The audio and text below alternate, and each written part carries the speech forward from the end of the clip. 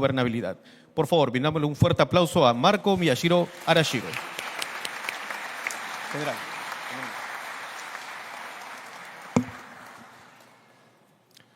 Damas y caballeros de la mesa de honor, tengan ustedes muy buenas tardes. Damas y caballeros, agradeciendo su presencia, permítanme hacerle una breve exposición sobre las estrategias para combatir la criminalidad. Pasamos. Vamos a observar en una serie de vistas que a lo largo de toda la historia siempre ha habido propuestas y han habido estrategias, planes, etcétera, etcétera, etcétera, pero que al año 2025 tenemos que revisar porque no está dando los resultados esperados. Pasamos. Ahí están los títulos y es solamente para darles una idea de que estamos mal. Pasamos. Y cada vez la ciudadanía percibe que estamos peor. Pasamos. Desde el año 2019, la llegada de ciudadanos extranjeros ha agravado esta situación, porque yo soy hijo de migrantes, soy descendiente de migrantes, nieto de migrantes japoneses, pero mis antecesores no vinieron a delinquir a este país, vinieron a hacerse su propio futuro, pero de manera honrada. No estoy en contra de las migraciones, pero sí en contra del que viene de otro país a delinquir en mi patria, el Perú. Pasamos. Una diferencia teórica de lo mucho que se hace es qué diferencia hay entre una organización criminal y una banda criminal. Pasamos. Principalmente la estructura.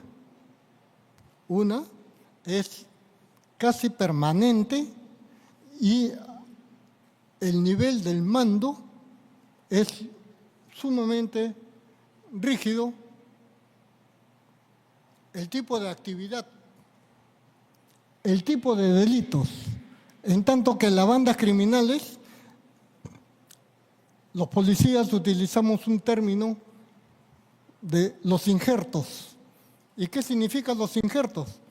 Que de una banda se pasa para otra, que de un lugar, ejemplo, los chitos del Callao no se metían con los faites de Lima, pero a partir del año 90 comenzaron los injertos y el choro del Callao venía a robar junto con los rateros de Lima, los llamados injertos. Y esto es lo que más o menos diferencia a una organización criminal y una banda criminal. Pasamos.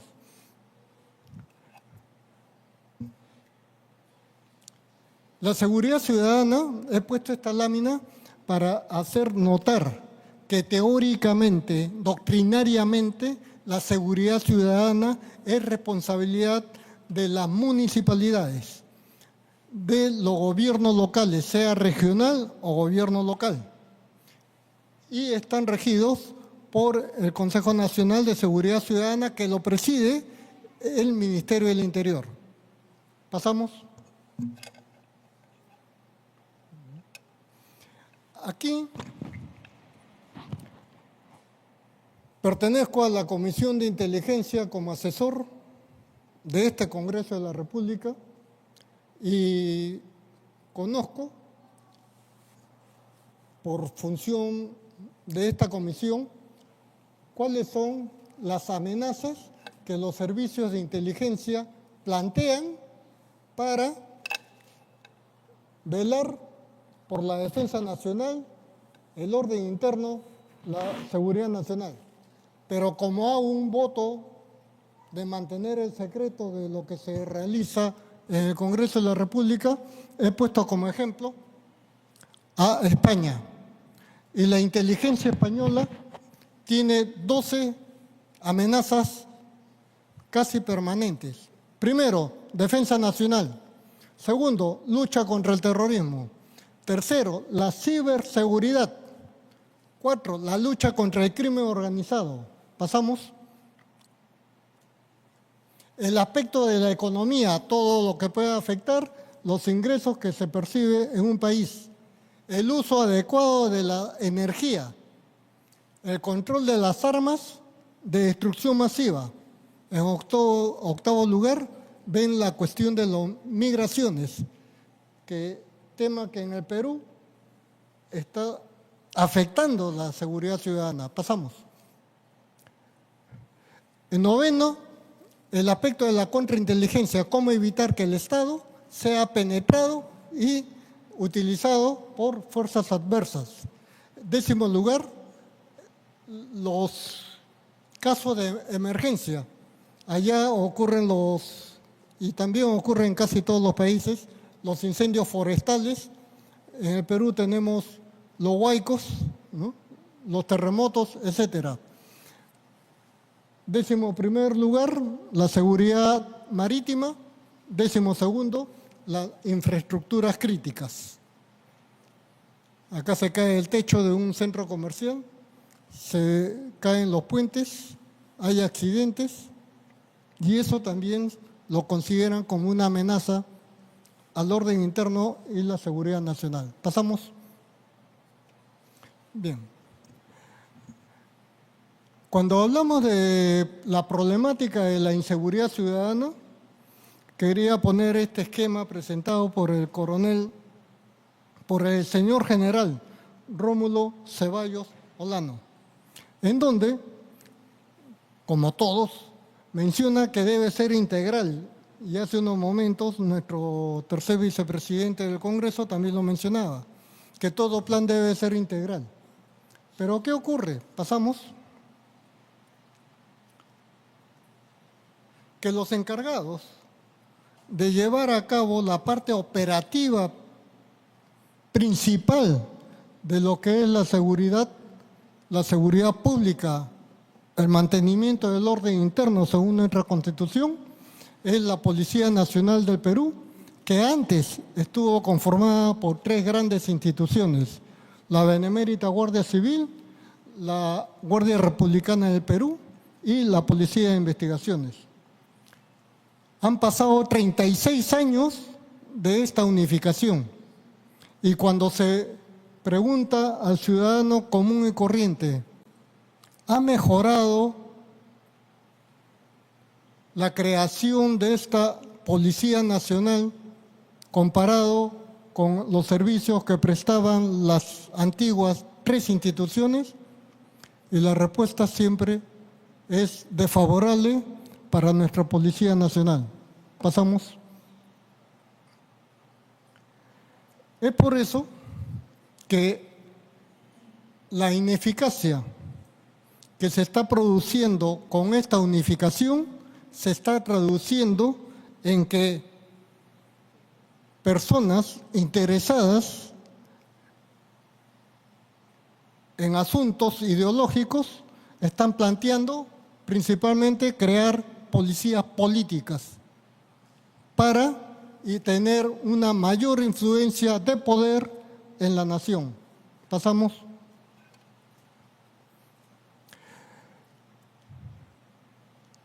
Tuvimos nosotros un alcalde que limpió Lima, contrató a Rudy Giuliani. Rudy Giuliani fue fiscal en Nueva York y combatió las mafias y tuvo como comisario a Bratton.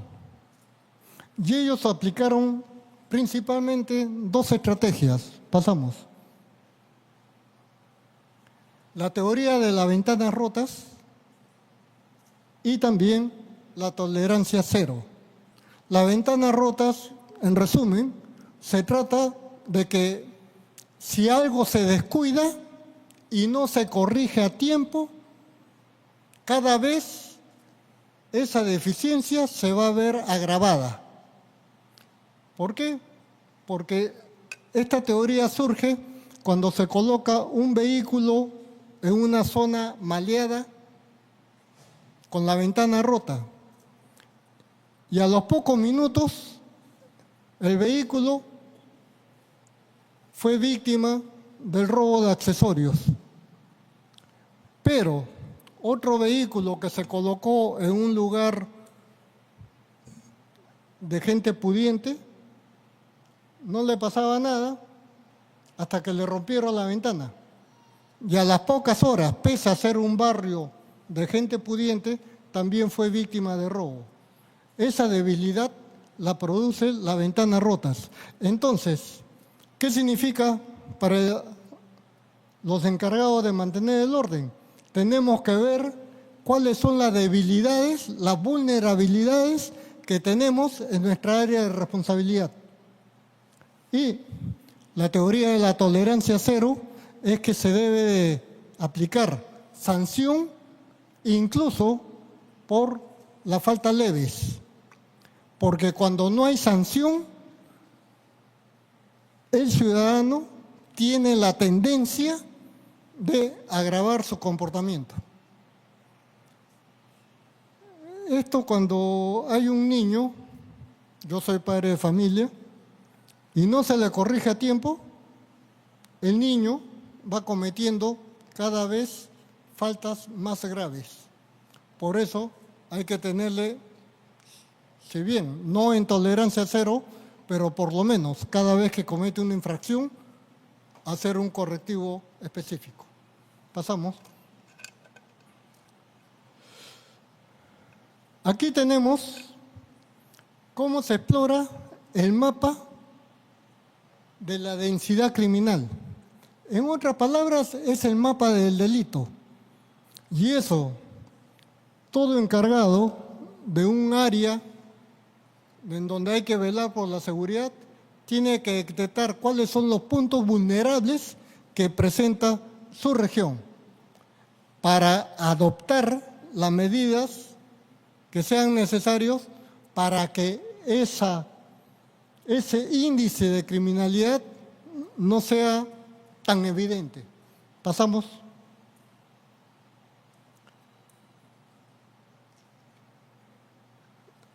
Aquí hay otro plan que tenemos en el Perú y tiene 4 ejes. El plan de Perú Seguro. Yo no detallo de qué trata cada uno de los ejes porque ustedes pueden encontrarlo en todas las redes sociales. Pasamos.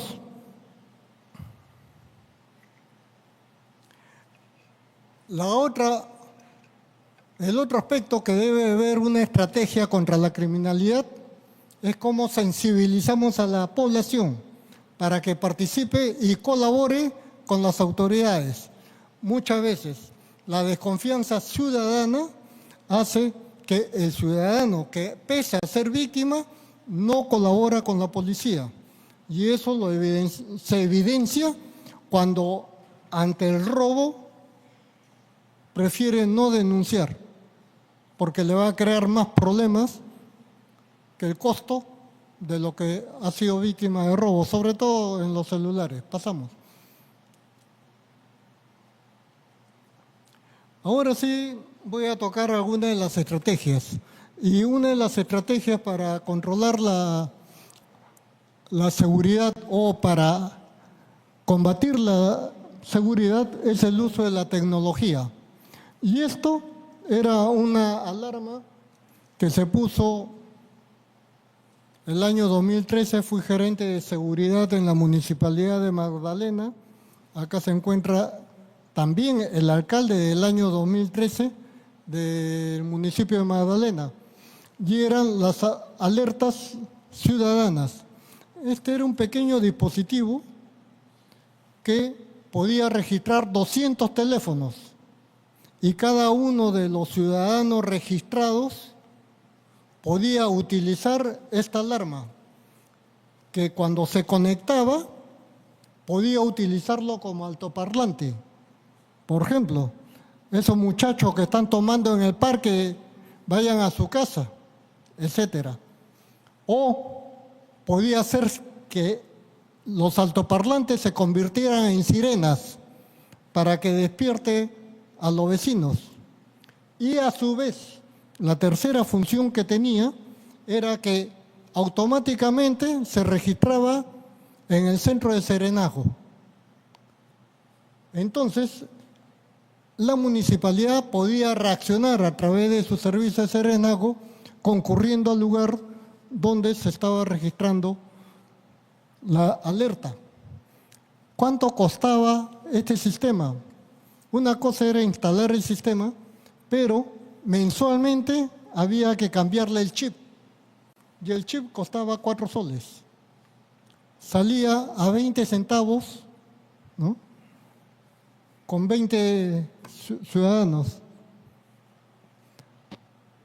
Pero no era la importancia de los 20 centavos, sino hacer que el ciudadano sepa que es partícipe de la seguridad de su barrio. Pasamos. El uso de tecnología, ustedes lo pueden encontrar en todas las redes sociales. Hay los identificadores de placas, cuando la placa es falsa. Hay los identificadores de rostro. Y también simplemente colocar las diferentes cámaras de video en la ciudad pueden servir como prueba de que se ha cometido una infracción o un delito en determinado lugar. Pasamos.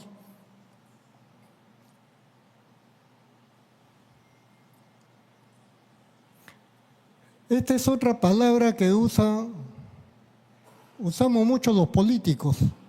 ¿Qué cosa es la percepción y qué cosa es la realidad? Y siempre se dice que la realidad es menor que la percepción. Y con ese barajo no estamos tan mal, pues, ¿no? Pero no es así. Porque a pesar de que la realidad puede tener un número menor que la percepción, el delito se está cometiendo y en nuestro país cada vez se está incrementando. Pasamos.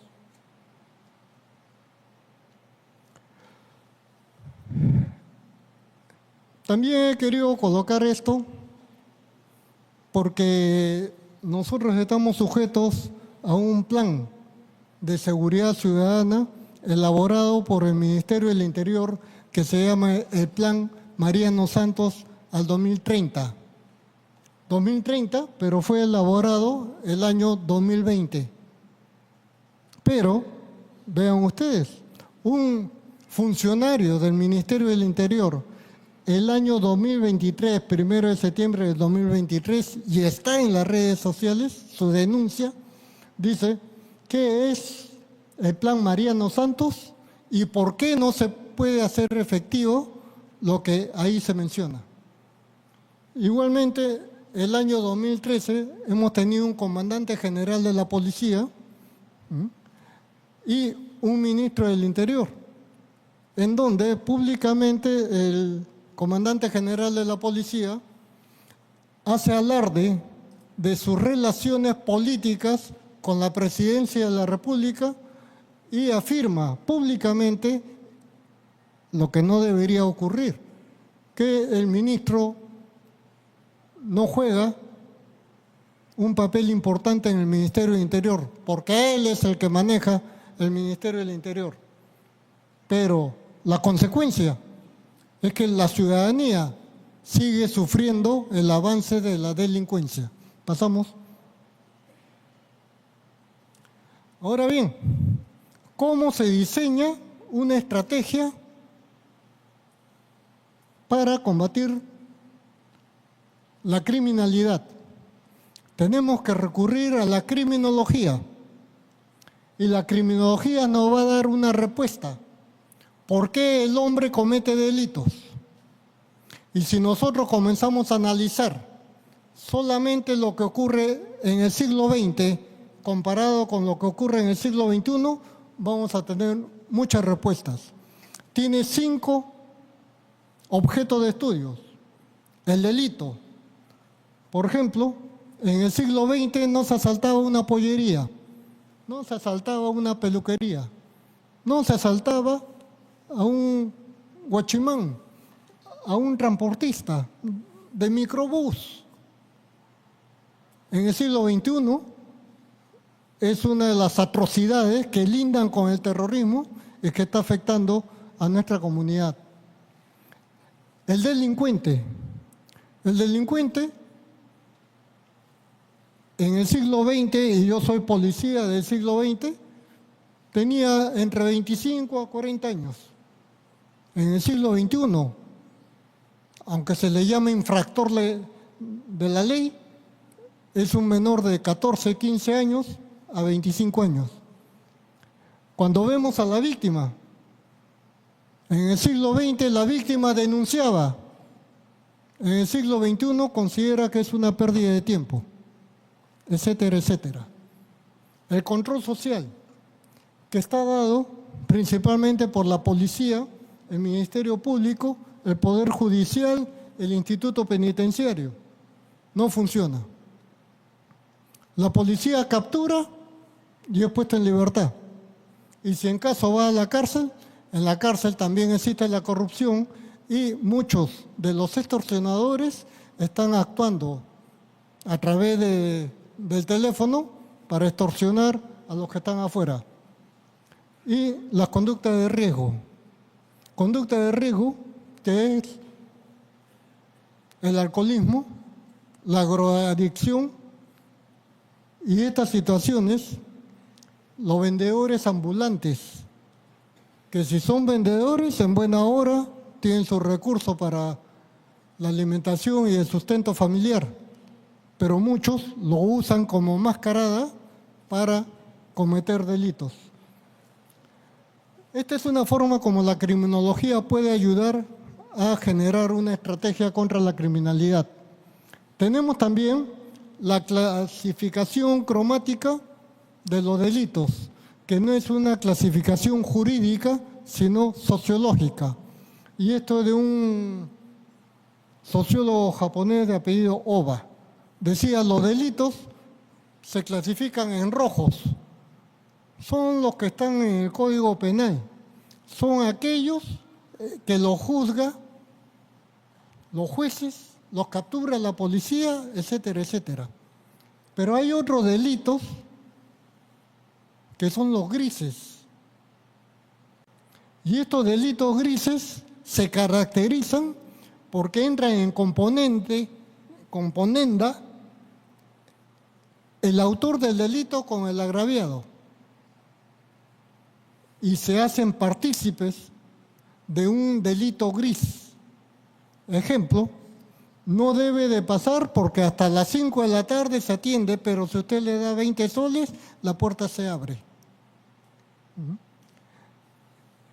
Y una de las características de los delitos grises y rojos es que el dinero pertenece al bolsillo, al peculio del ciudadano. En tanto que los delitos blancos son aquellos que lo cometen de saco y corbata, de cuello blancos. Y se refiere principalmente a los delitos en donde el dinero proviene del erario nacional. Entonces, ¿cuál es el efecto en los delitos? De que cuando se afecta el erario nacional, el Estado, como le están robando su dinero, no puede cumplir y satisfacer las necesidades del pueblo. Entonces se cometen más delitos rojos, más delitos grises. Si uno analiza qué es lo que pasa en su localidad, en su país, puede encontrar la estrategia adecuada. La otra forma, como se puede elaborar una estrategia, es a través del ideograma del iceberg, en donde el iceberg, el témpano de hielo, se afirma que lo que se ve es el 10%. Lo que no se ve es el 90%. Y precisamente hay que escarbar en lo que no se ve para combatir lo que se está viendo. Lo que se está viendo es la comisión de delitos. Pero en la parte oculta tenemos la ideología o el interés criminal que tiene el delincuente. ¿Cómo se organiza? ¿Cuáles son sus fuentes de información? ¿Cómo obtiene las informaciones? ¿Cuál es su medio y cómo se difunde la comisión de sus delitos en los medios sociales? Por ejemplo, en Japón, cuando se trata de delitos, se procura que se informa a la ciudadanía cuando ya está sentenciado el delincuente, no antes.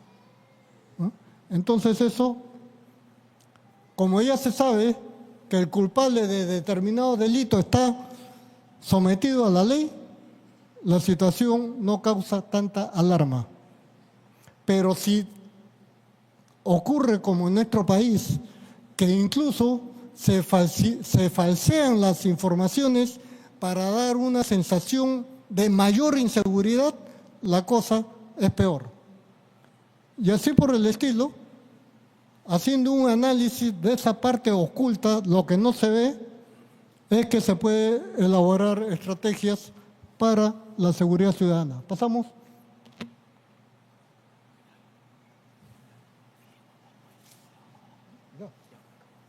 ¿No? Aquí tenemos otros ejemplos de ministros del Interior, de diferentes ministros del Interior. Y estamos hablando del año 2016 hasta el 2024. Y todos ofrecen que la seguridad va a mejorar. Y así llegamos al 2025 y ustedes están viviendo nuestra realidad. ¿Pasamos? Muchas gracias por su inteligente atención.